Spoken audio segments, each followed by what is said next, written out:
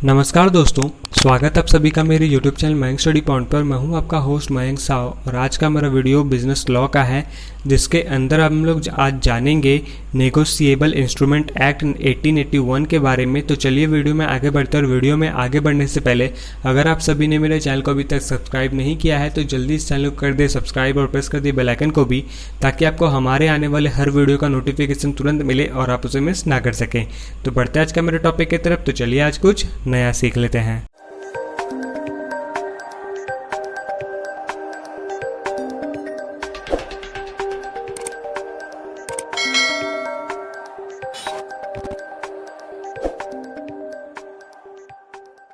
तो दोस्तों, मैं एक बार फिर से आप सभी का स्वागत करता हूं हमारे इस चैनल पे, आज के इस वीडियो पे।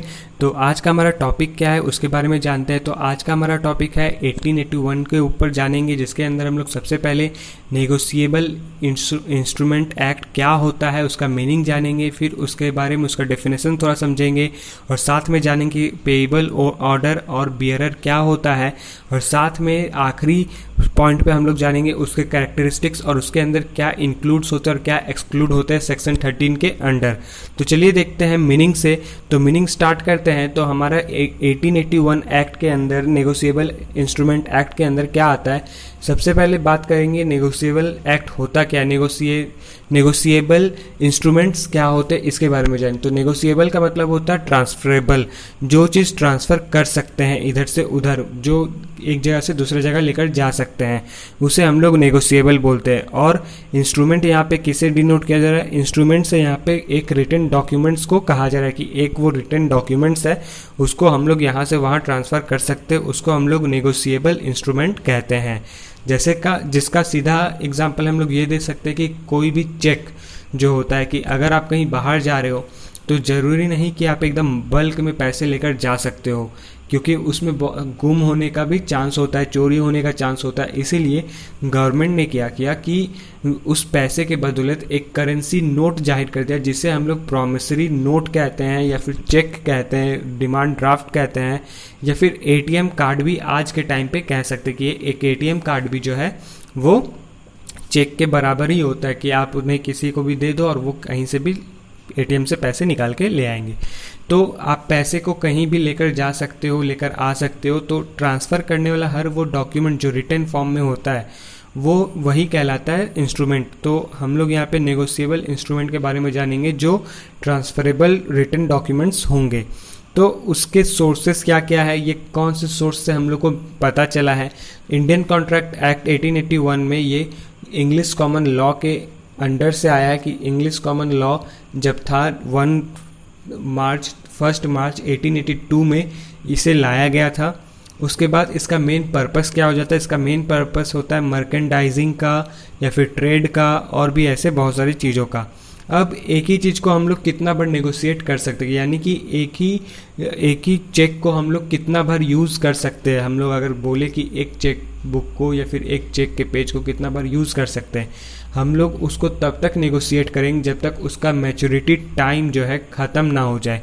अगर उस चेक का टाइम दिया हुआ है, उस चेकबुक का टाइम दिया हुआ है कि आपको 2 महीने तक ये चलाना और 2 महीने के बाद ये ख़राब हो जाएगा, तो आप 2 महीने में जितना चाहो ट्रांजैक्शन कर सकते हो, जितना चाहो पैसा निकाल सकते हो या दे सकते हो, ये कर सकते हो। तो ये उसके मैच्योरिटी टाइम पे डिपेंड करता है, ठीक है। तो ये तो था मीनिंग। अब हम लोग उसके डेफिनेशंस के बारे में जानेंगे। तो सेक्शन 13 के अंदर डेफिनेशन बताया गया है नेगोशिएबल इंस्ट्रूमेंट के एक्ट को, कि क्या है उसके अंदर ये बताया गया है। A negotiable instrument means a promissory note, bill of exchange और cheque payable either to order और टू बियरर। तो यहाँ पे अकॉर्डिंग टू सेक्शन 13, मतलब कि सेक्शन 13 के अनुसार नेगोशिएबल इंस्ट्रूमेंट वो होता है जो प्रॉमिसरी नोट के थ्रू किया जाता है, या फिर बिल ऑफ एक्सचेंज होता है, या फिर कोई चेक, चाहे वो पे कर रहा हो या फिर किसी और को दे रहा हो। तो यहाँ पे दे रहा हो और पे कर रहा हो में एक अंतर हो जाता है। तो वो अंतर यहाँ पे हम लोग को देखने को मिलेगा पेएबल टू ऑर्डर और पेएबल टू बियरर में। तो पेएबल टू ऑर्डर में क्या हो रहा है कि कोई एक आदमी है, जैसे कि आप अपने फ्रेंड को बोल रहे हो कि जाओ तुम यहाँ से पैसे निकाल कर लाओ, तो वो आदमी ही जाएगा और वो पैसे लेकर आएगा जिसे वो ऑर्डर दिया गया है। अब पेबल टू बियरर में क्या हो जाता है कि आपने एक चेक दिया, ब्लैंक चेक, जिसमें ना उस आदमी का नाम है ना आपका नाम है, किसी का नाम नहीं, लेकिन उसमें अमाउंट लिखा हुआ है और आपका साइन किया हुआ है, सिग्नेचर किया हुआ है। अब आपने अपने फ्रेंड को दिया, लेकिन आपका फ्रेंड जो है उसे गुम कर दिया, नहीं मिल रहा, कहीं गिरा दिया, और वो किसी और आदमी को मिल गया और वो उसी बैंक में जाकर वो पैसे निकाल लिया, चेक को जमा करके पैसे निकाल लिया, वहाँ पे नाम नहीं लिखा हुआ है। तो ये हो जाता है बियरर के अंदर यही होता है कि वहाँ पे आपका नाम नहीं है। जैसे कि करेंसी नोट को हम लोग कह सकते हैं कि वो जिसके हाथ में है वो उसी का मालिक है, उस नोट का मालिक वही है। अभी आपके पास 100 का नोट है तो आप उसके मालिक हो, अगर कुछ देर बाद वो 100 का नोट आपके फ्रेंड के पास चल जाता है तो वो उस टाइम उसका मालिक हो जाता है, उस 100 रुपये का नोट का मालिक हो जाता है। तो यही होता है बियरर और यही होता है ऑर्डर का बीच का अंतर। कि ऑर्डर जो होता है किसी को बताया जाता है कि चलो मैं तुम्हें 100 रुपये दूंगा तो ये चेक लो, यहाँ से बैंक से जाकर निकाल लो। और वही अगर उस चेक के अंदर आपने किसी का नाम मेंशन नहीं कर रखा है, अपना नाम मेंशन करके नहीं रखा है, लेकिन सिग्नेचर कर रखा है, तो एक तरह से ये प्रॉब्लम क्रिएट हो सकता है। तो यही चीज़ बताया गया सेक्शन 13 के अंदर पेबल नेगोशिएबल इंस्ट्रूमेंट के अंदर कि क्या किस तरीके से ट्रांसफ़र किया जाता है। अब हम लोग उसके कैरेक्टरिस्टिक्स के बारे में जानते हैं। वीडियो का ये सबसे छोटा पॉइंट है और सबसे इम्पॉर्टेंट पॉइंट है, और एग्ज़ाम में ये इस टॉपिक से क्वेश्चंस आते ही आते हैं। अगर आपको डिटेल्स में और जाननी है तो वीडियो के नीचे कमेंट कीजिएगा, मैं इस पे और वीडियोस बनाऊंगा। अब सेक्शन 13 के अंदर आ जाता है क्या क्या इसमें इंक्लूड होता है और क्या क्या एक्सक्लूड होता है, यानी कि नेगोशिएशन इंस्ट्रूमेंट के अंदर क्या क्या चीज़ इंक्लूड किया जाता है और क्या क्या चीज़ एक्सक्लूड रहता है, लेकिन फिर भी कहीं ना कहीं उसको कस्टम के हिसाब से ऐड किया जाता है। तो सबसे पहले तो हम लोग इंक्लूड के बारे में जाने कि नेगोशिएबल इन्वेस्टमेंट के या फिर नेगोशिएबल इंस्ट्रूमेंट के अंदर या फिर प्रॉमिसरी नोट के अंदर क्या क्या चीज़ आती है।